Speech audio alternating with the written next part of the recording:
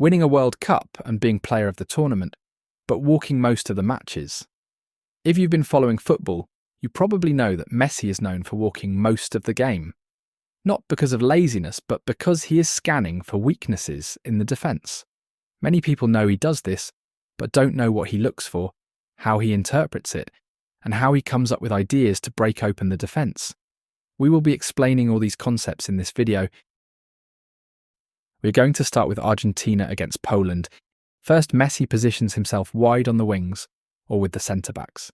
This is because he then can see the whole pitch easier compared to being in the middle, where he would be looking 360 degrees constantly, which is more difficult. He then analyses the defence to see where the space is. In this shot, we can see Poland is set up in a 4-4-2, with a lot of space between their lines. Messi also sees this and knows the space is to receive in build-up or the middle third are here. We can see in the next clip, which is about a minute later, Messi starts to position himself in the space. By scanning, he knows where he should stand to receive the ball and create. Also notice that De Paul was originally in this space in the first clip, but now he's dropped deeper. Once Messi has identified the space where he can create danger, he will then move into it. And as a consequence, the player in that position will move elsewhere. This is very intelligent because with De Paul receiving and driving from deeper, then the midfielders who are supposed to mark Messi may focus on De Paul while he's coming, and this can help Messi receive the ball. This is exactly what happens here, because as De Paul dribbles forward, the midfielders don't pay attention, and Messi can find space, but the pass was a bit too slow. Once Argentina progresses to the final third, Messi will again scan to see how the defence is set up, specifically if they are very condensed or more aggressive. We can see here that Poland is defending very deeply. There isn't much space in between the lines or out wide, but there is space behind the ball. Messi sees this, so in the next play, he positions himself behind the midfield line once in the last third. Now Messi in the final third has two things he looks for. The first is the space to receive, which he has identified as deeper back. The second thing he looks for is how he can create danger with that space.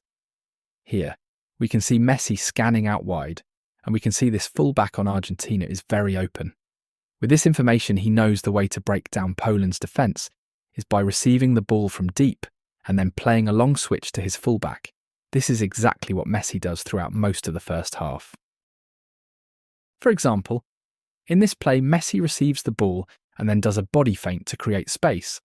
Once he has space, he looks out wide immediately, as he knows from his scanning that that ball is open. He then plays a perfect pass in behind, and if the fullback can head it here, Argentina is likely able to score a goal. Similarly here, Messi receives the ball from behind the midfield line, then notice this time since he has space forward, he drives into it. Messi already had the idea of playing it wide, but he dribbles forward a little before playing it because he knows he will attract the defender's attention when he dribbles forward.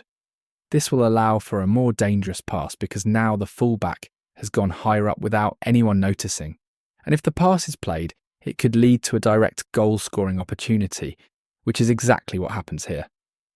If the fullback is able to hit it across well, then Argentina will have another dangerous chance. Also, if we look at a prime Classico like one in 2017/18, we can see Messi doing a similar type of walking and scanning to see how to create danger in the defence. We can see here that Madrid is not sitting back very deep. Modric is following Iniesta closely, almost man-marking. We can also see that Kroos is being very aggressive and not really protecting the space in the half space, and because of this, Messi knows there is space for someone there to exploit. Additionally, in this clip, we can see Casemiro is also playing very aggressively, and this means there will be space right in front of both centre-backs as well. Kroos has shifted over to cover the space in front of the centre-backs, leaving Messi open in this instance. But later on throughout the game, we will see that Kroos doesn't normally shift over to be in front of the centre-backs. Marcelo also seems to be playing a bit high, and there is space in behind him, which Barcelona had exploited for a goal at around the 10-minute mark. If we play this clip, we can see that when Messi receives the ball in this space, then Ramos is pressing very hard and leaving his position, which almost results in a Suarez goal. With all this information, Messi has to now come up with a solution to exploit these weaknesses. What he came up with was to have Coutinho in the half space because he can run in behind and exploit the space left by Marcelo, but also can receive it in the pockets. For example, in this play, Coutinho runs in behind to the space Marcelo is leaving. He drags Ramos out of position, disorganising the Madrid defence. Then, if we skip forward a little, we can see how Barcelona got a cross into the box after Roberto exploited the space Ramos left. Messi found out that weakness and had a way to exploit it by using Coutinho. If we look at Messi as well, he is open in the box and with a good cross is having a clean look at goal. Then he has Suarez be very high in the other half space to keep the Madrid right back and other centre-back occupied.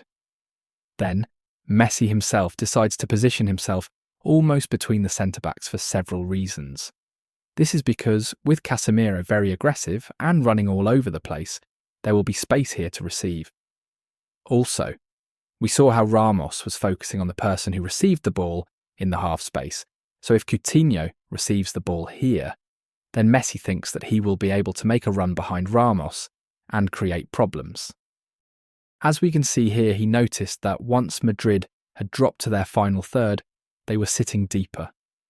The midfield line was still pressing up a little to prevent the Barcelona midfielders from advancing, as Cruz is doing. Messi knew he wasn't getting the ball because of this good piece of defending from Madrid's midfield, so he instead started to drop deep on Casemiro's blindside to receive the ball. This is because Casemiro was very focused on the ball, and Modric was looking at Iniesta, so there would be space for Messi to drop in.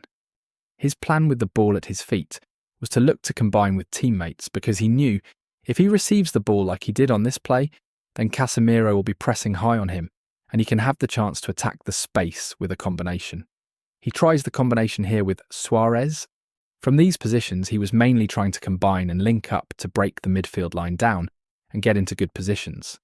Although this plan was very good, it didn't create as much danger as the plan in the Poland game because Real Madrid was able to make sure their mistakes were covered as the game went on. However, we can see how Messi's intelligence is truly remarkable because he thinks like this and comes up with plans as the game is going on. It's already difficult for normal people to try and see where the weaknesses are, even if we pause the video, but Messi can find them in a high-energy stadium with a fast-paced game, and this is what makes him so special. Thank you for watching the video, and I hope everyone has learned something about this complicated topic. If you need some clarification, don't be afraid to drop a comment down below. I will continue to be analysing past matches from Legends of the Game, so if that sounds good, make sure to like, subscribe, and watch the other videos on the channel.